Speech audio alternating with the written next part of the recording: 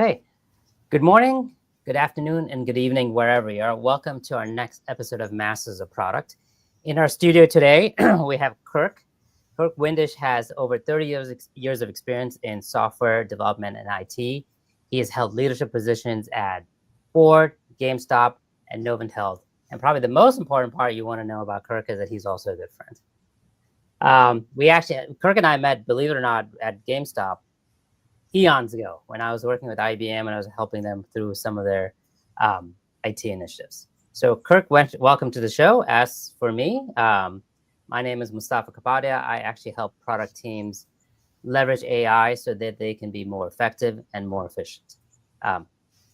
Kirk, you and I have talked about getting on the show for a long time. I can't believe that we've been friends for so long, but you have not been on the show yet. So today we're going to rectify that. This is good, and I'll tell you why I'm actually excited. Not just the fact that you're here, but our topic today is how it's not just employees that can use AI, but executives can use AI to actually help them become more productive and more effective. And I love the fact that you and I talk about AI all the time. So I'm like, the fact is that you're going to show us how you do it is fantastic. But before we go into the two use cases, just tell me more about how you use AI.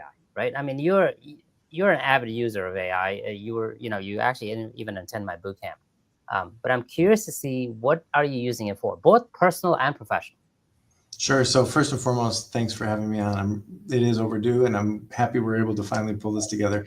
So yeah, it's really changed the way we work, right? And in part of the reason I joined your boot camp was to just understand how to use the tooling better. And ironically, I think the thing that a lot of people that I didn't realize, and part of what I'm hoping we'll talk about today and will help people learn, is the depth of which you can improve on your ability to use the tooling as well. It's on the surface, I can utilize Copilot, or I can utilize ChatGPT, but as I learned from you and from others, as I've been really exploiting the tools for not just professional, but also personal use, is that it takes a good deal of thoughtful consideration surrounding prompt engineering, surrounding which tool to use, which LLM to use, to really get the best outcome. But I'll tell you, once you drink the Kool-Aid and you really start leaning in, I don't think there's anything I almost don't answer questions without first exploring the answers through the tooling.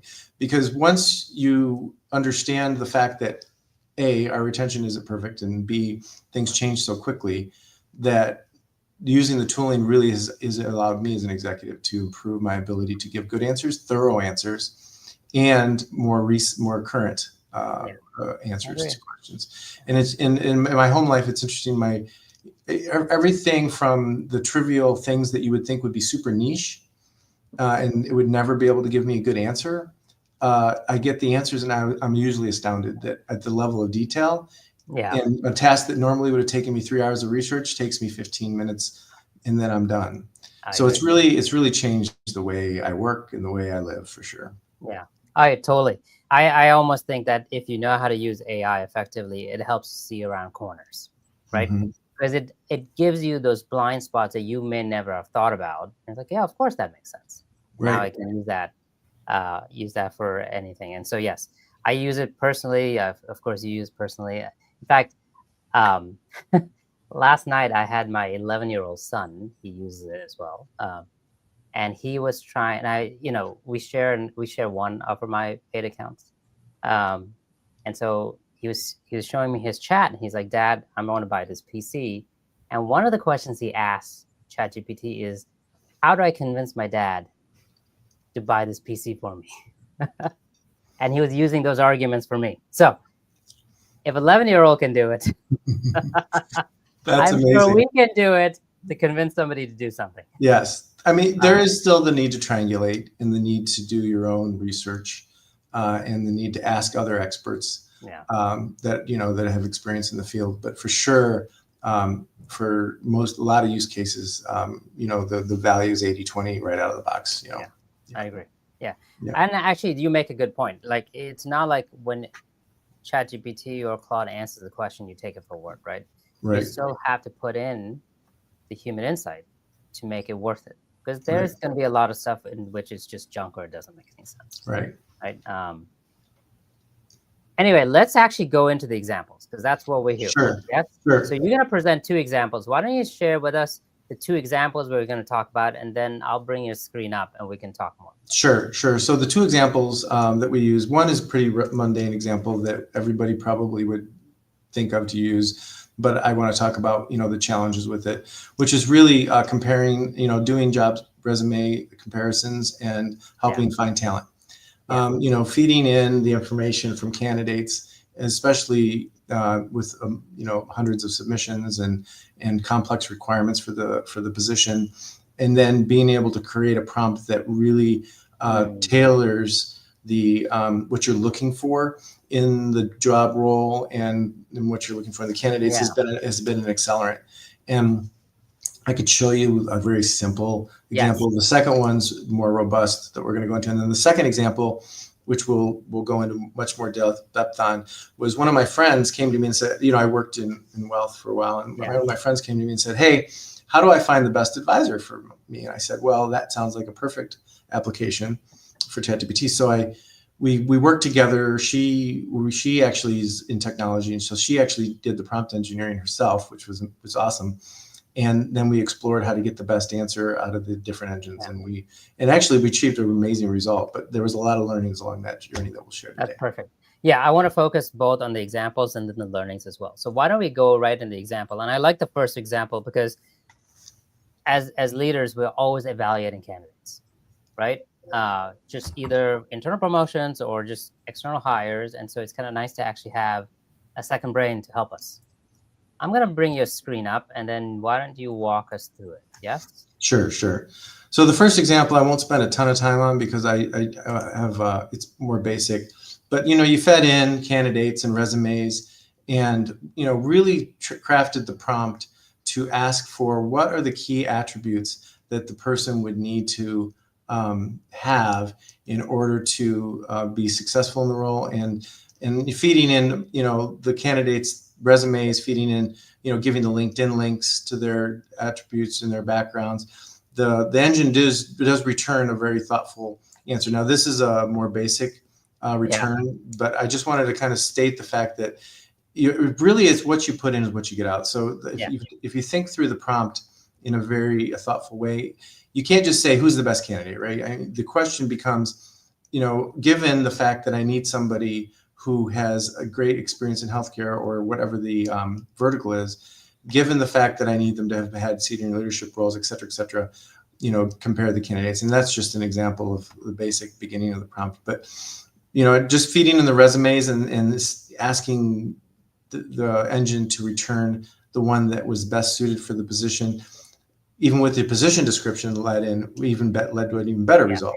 So, taking, again, getting the position description, the resumes, and then all the, information that the engine can pull from the internet is really powerful.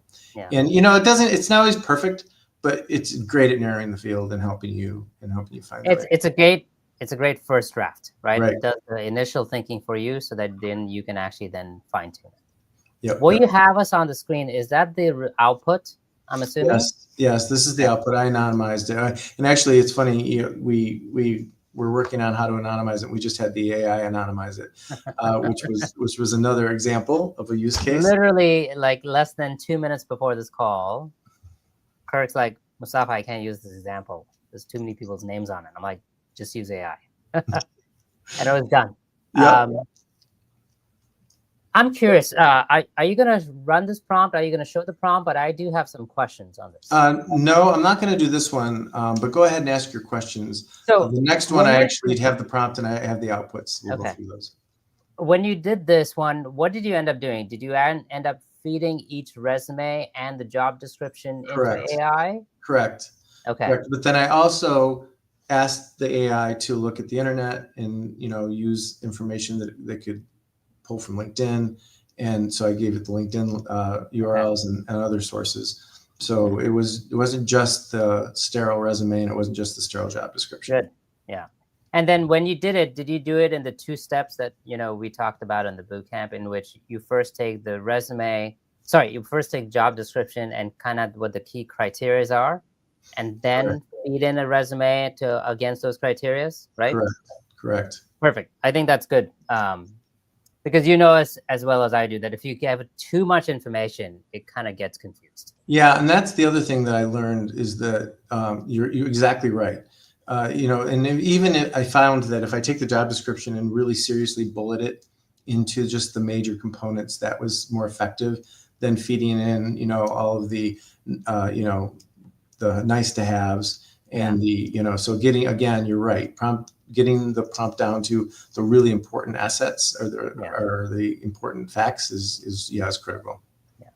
So before we go to the next one, so tell me about the results, right? So how did this help you? What are the benefits? Yeah, the benefits were really, sometimes you wouldn't consider a candidate because of various things that your biases. Yeah. And so it's unbiased. So, there were definitely people that I looked at the resume like, I don't know if I would have looked at that resume, but I see the point.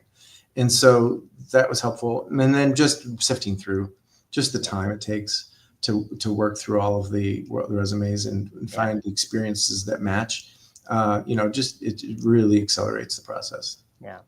How much, if you had to quantify, how much time do you think it saves?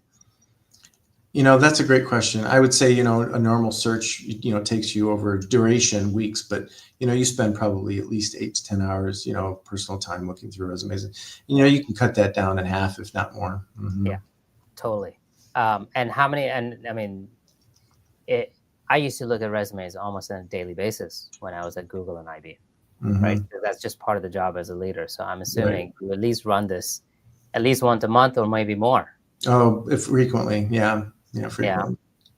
Yeah. And time tracking and productivity is the easier one. Let's talk about the harder benefit. Like, how did it make you kind of mentioned it earlier that, the AI picks up things that you might have missed, or you might have personal biases, but it may actually be the perfect fit. How did it help you pick a better candidate? That's a great question. So it made me thoughtfully consider really what I thought was important. And so to some degree, using the tool improved my thought process, right? And so I really feel like, leveraging the prompt engineering, and it also made it repeatable. So I didn't have to basically reinvent the wheel every time. I could use the same prompt, even if it was a different skill set, and I could replace the key elements and get, similar outcome for a different role. So it also made it repeatable and, something that I didn't have to, reinvent the wheel every time. Perfect.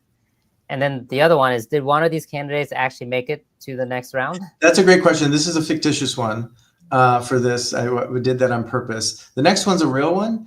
And I can tell you that one of the candidates did make it. Okay. So when we get to the real one, ask that question. Yes. Yeah. I'm actually eager to do that. Before we go there, any lessons learned on just doing this part, right?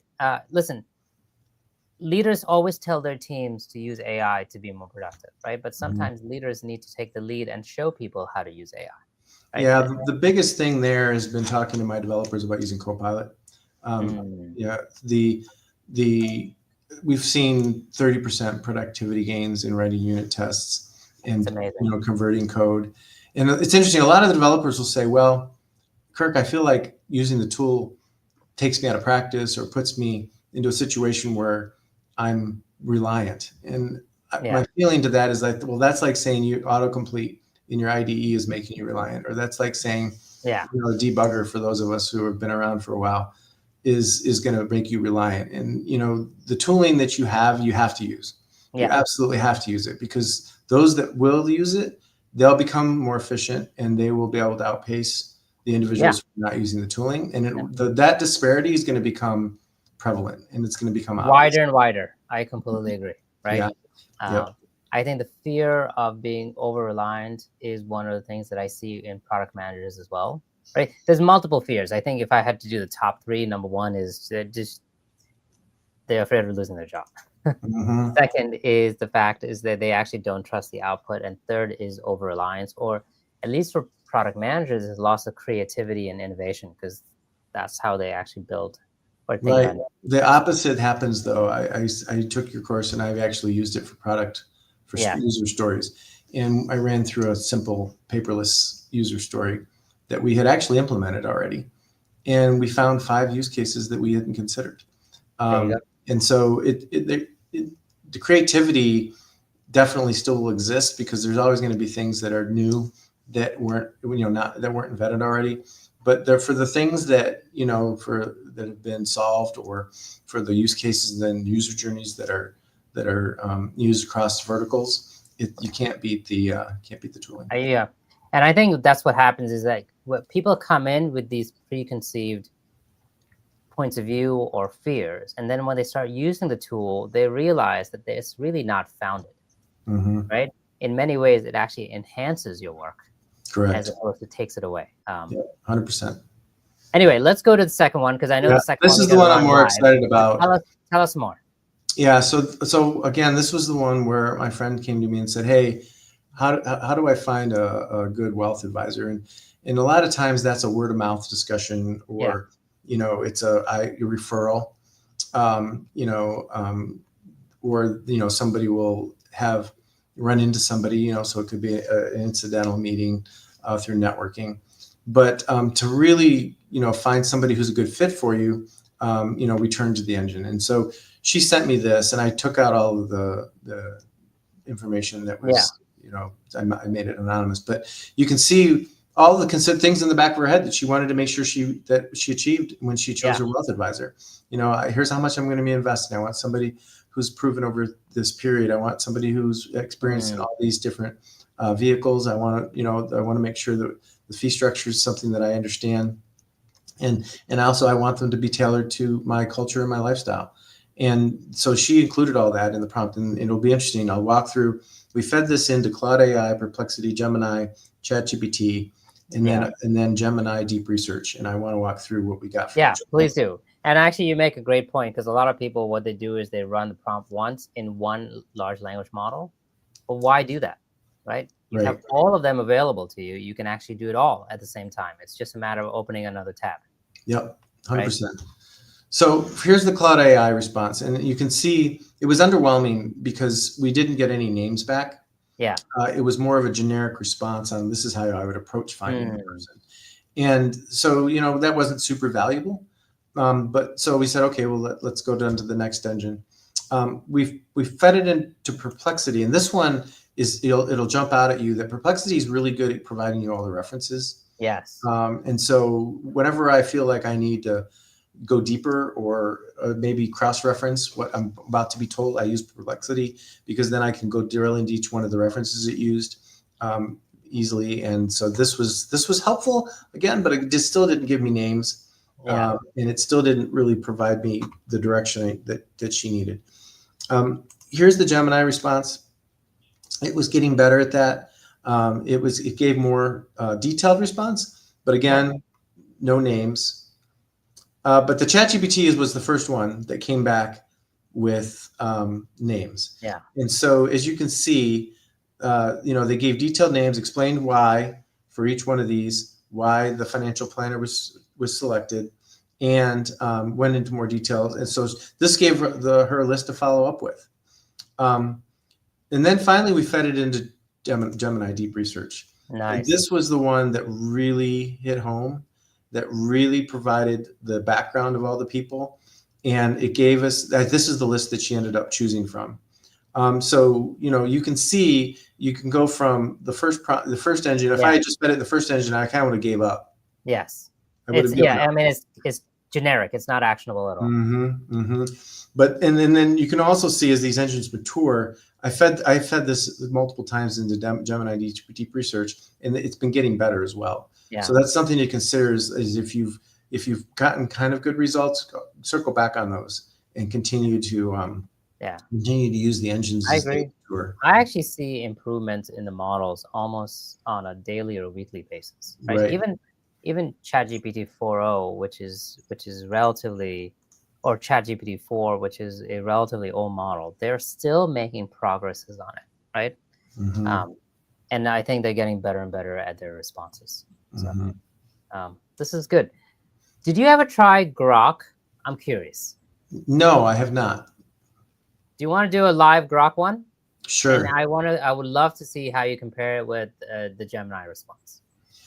Sure, but I don't know how to anonymize it. Oh, yeah. Okay. What if you take this prompt itself, but then that won't give you detailed No, response? it won't give us details. Okay. How about you put my name in? Okay. We Let's can do that. we'll take I'll take yours and we'll fill in the blanks Yes. on the prompt. How about that? Yeah. Yes.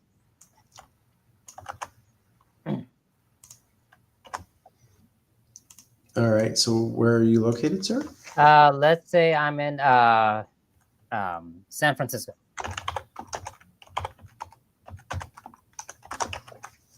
Okay. Oops. Country? India. Okay. How far do you want to drive? Let's say less than 20 miles. And give me the zip code. Ooh, let's try 94583. Okay. And how long before you retire? God, tomorrow. No. I'll put 2 years. Let's do 10 years. Okay, 10 years. Great. And then how much do you want to invest? Let's say I am conservative. I want to do like 100,000. Okay. Actually, no, you were looking at wealth advisors, right? So let's do like $1 million. Okay. And we're going to put India. Yeah. Does that sound good? Yeah, that's perfect. Okay, let's go. And so tell me, let me see here. I'm going to need to go pull up the browser. Give me a second. Okay. Where do I go? Go to Grok. Just put in Grok search. This one? I can't see your screen, so I can guide Okay, you. let me get there first. Yeah. And then I'll share it. Give me a And second. you got to turn on the deep research piece. I would actually run it on. Able to get to it due to browser restrictions, unfortunately. Okay. What about ChatGPT? Can you do? Let's see. I actually I think ChatGPT is going to give you the best answers, but it takes a long time to run. So maybe we can run it and then we can talk about other things. Yeah, I can only do Copilot from here. Oh. Mm-hmm. Oh, that sucks. Okay. Well, we can. I will send you the prompt and email if you want to do it. Yeah. Why don't I can show my screen. Yes. Yes. And let me get it set up.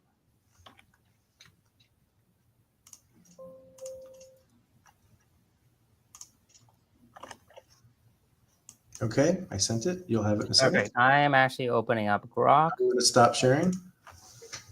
Yes, I will need to share.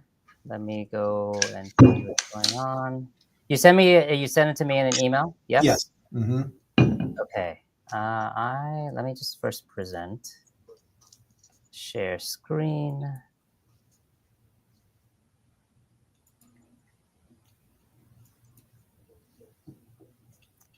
And I'm gonna do a window of this one. Let me make sure that our audience can see it. Add to stage. Perfect. All right, I'm gonna go to email and I'm gonna copy it. Let's do that. Of course, today my email decides to be slow. There you go, I got it. Okay, great. Okay, I want a financial advisor. Oops.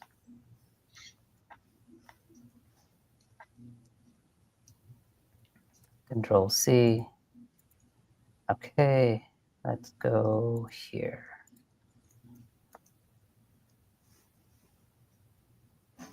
Oh, I should follow my own advice. Deep research. All right, it will take some time. While it's running, and I'll tell you, you know what I like the best thing about deep research, if people have not used it, is that it tells you actually how it does the research, right? Which, by the way, others don't do until you turn on the deep research piece. Because it kind of tells you how it's thinking, what it's looking for, the results it found. And I actually think that deep research is actually what I'm seeing is our first, what I call a true thinking agent, right? Because it looks at the research and then pivots based on what it finds. So it's actually doing its own research, just like you and I would in a regular basis. Because what we do is we do a Google search and we click on a link, and then based on that link, we go to something else. And then based on that, we dig in, or then we dig out and go to something else. And you'll notice that in this one, while it's running on the screen, it's doing the same thing. It's actually mimicking our behavior of research, which I think is, I will tell you, almost everything that I do, every article I write now starts with some type of a deep research, right? Because I have a point of view and I'm like, okay, let me see what else is going on. And then it actually just canvases the entire piece, gives the research to me in minutes. And then from there, I actually then decide what to write. But while it's running, because usually deep research takes at least a couple minutes to run, I'm curious, just benefits and, it was, this was quick. Sorry. That is impressive. And by the way, thank you for adding another tool to my tool belt. I would actually tell you that if I had to rank deep research, by the way, I would say OpenAI's deep research is the best. The reason I didn't do that is because it's the slowest, and because we're on live, so I figured I'll do this one. I find Grok to be the second best, personally. And then Gemini's good, and then Perplexity, I think, is the last one I would. And they all have their deep research button, just like what we did here. But why don't we take a look at the results? Yes? Yes. Okay, so let's go through here. So, all right, key points. Oh, so it tells me 3 people that I can go after, right? Or I can reach out to: Insight Wealth, California Financial Advisors, and Cap Trust Financial Advisors. And they meet my criteria as based on what we have. All 3 offer fee-based structures, which is good. They have experience with Indo-American families. That's perfect. And they can actually, did I put Social Security international considerations in my thing? Okay. That's right. I'm taking on somebody else's persona, so this is good. Recommendation, there you go. Okay. Contact and why they fit. I like the fact that this one provided a website, but this one did not. Interesting. The first one did. Their location is ideal, so they're actually not too far from home. And CalTrust is right there. Next steps, scheduling consultations. And it gives you a detailed analysis for your family. Interesting. Oh, so I'm sorry. So the first one was the executive summary. This one is actually the report itself. So it tells me more about each one of the analysis or each one of the advisors. And it's fairly detailed, right? Yep. It's more than I can find on Google search. Right, and it's structured in a way that's easy to understand. Yes. Whereas if you had gone to their websites, it wouldn't have had the same framework for explaining it back to you. Yeah. You would have had to go kind of build an Excel spreadsheet and start filling in the columns of all of these attributes, whereas the AI automatically built a framework for how you should think about it and was consistent in how it reported out each advisor in a way that you could easily compare. I like it. And, I also like the justification piece as to why it chose them for me, right? Their location, fee structure, and comprehensive services make them a strong fit with experience in diverse client needs, right? I do need to confirm that they serve Indo-Americans, but that's good. Additional considerations. And it gives me a table. Great. So now, Kirk, let me ask you a question. How did this compare to what you found with Gemini? Yeah, so this was better than the Gemini for a couple of reasons. One, more detail. 2, it provided that table, which is super helpful. And I'm just seeing, like, for example, the URL links are embedded directly into each response instead of having to go to the bottom and cross-reference. That's super helpful as well. And again, it's wonderful to see these tools continue to to provide those levels of usability enhancements as well. I'm going to run this in OpenAI too after we're done, but OpenAI, usually deep research takes about 20 minutes to run. Well, I want to see the results so I can understand. Which, it's not a knock, by the way. That 20 minutes is well worth it because the quality is really fantastic. Like, if you think, at least for the audience, if you guys think that this is good, wait till you see what OpenAI comes up with, right? I'm curious. Let's see. You can say, what can you provide me with 5 more? Let's see what it comes up with while it's doing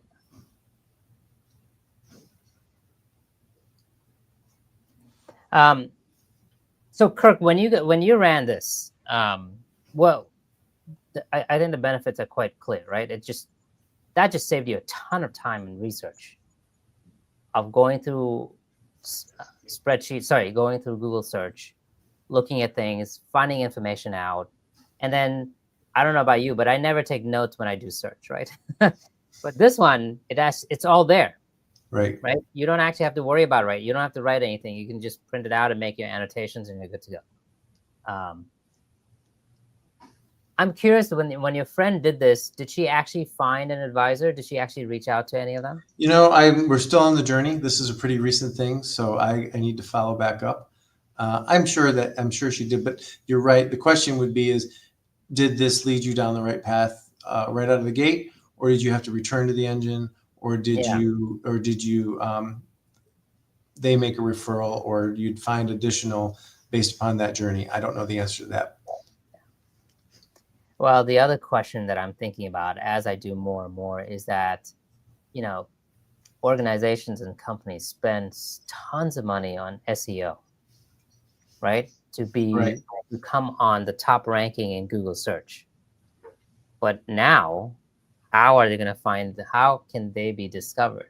Right. We've been talking about that it's going to change how you differentiate your company on your corporate website, because now you're basically gamifying SEO or figuring out how to adapt to that is less important than what's your brand, what's your mission, what are you trying to do, what's your niche, who are you catering to? Because now customers are going to be able to say, hey, I want you to cater to this aspect that I find important that you might not have included in your website, in your taglines.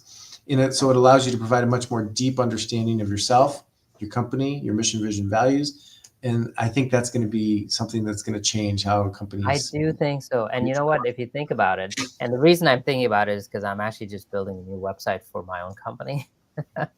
And I'm like, who am I building it for? Am I building it for humans? Am I building it for AI?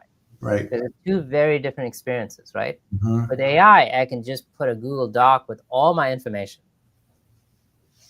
And it will tell me, it can talk about my clients, about my publication, about who I am, the value, our mission statement, my experience. And that doesn't require a lot. No, but the landing page is still going to have to be visually appealing. But then the click-through links that you're going to have to reference to make sure that they get picked up are going to need to be much richer, much richer. It's a brand new world. I don't know the right answer, but if there is search engine optimization, I'm sure there's an AI optimization or LLM optimization. Sounds like a business. We should start it. See, this is why I like about talking with leaders, because the minute it goes like, okay, how can we make money? This is great, by the way. I'm just looking at the table, but it gives me a couple others, right? And these are all close by to where we are. With some of them, I can actually get exactly the email address. That's even better. This is good. Listen, you and I can do vibe prompting if there's a word like that till the cows come home. Any other lessons learned while you guys were running this? No, I think we covered most of it. But what the lesson I just learned from you is that never stop with the last engine. Always continue to look, because it's a very fast moving, ever changing, and we're just scratching the surface most likely with this example is just scratching the surface. So That's It's probably good. the lesson learned, is always dig deeper. Always.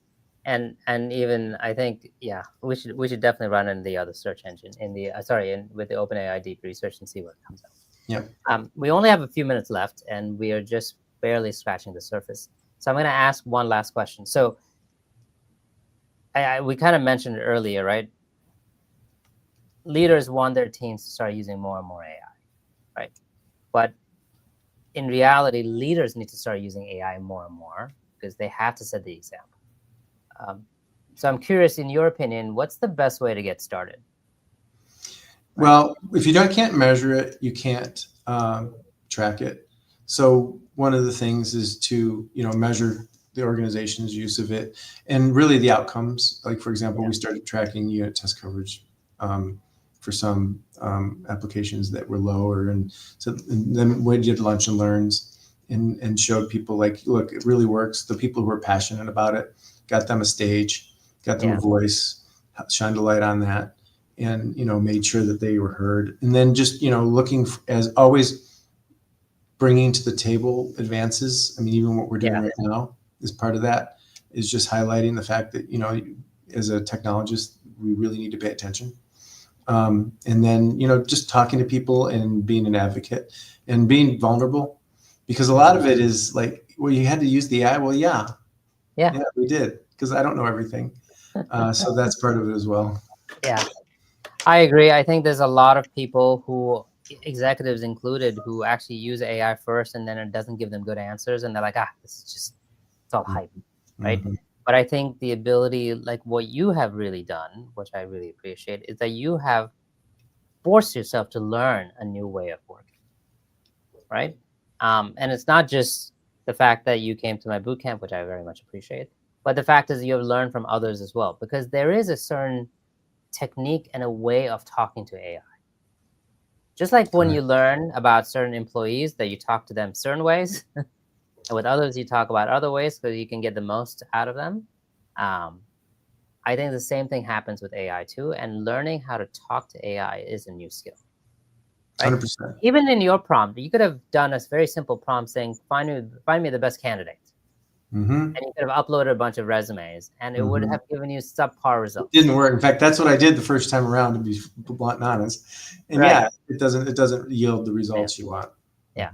But then you did the 2-step tango, in which you're like, okay, I'm going to put the requirements in, let it learn about my requirements, then I'm going to feed it candidate at a time, and then I can get actually much more. So it's about controlling how you use AI is probably more appropriate, right? It's a new language. It's a new skill.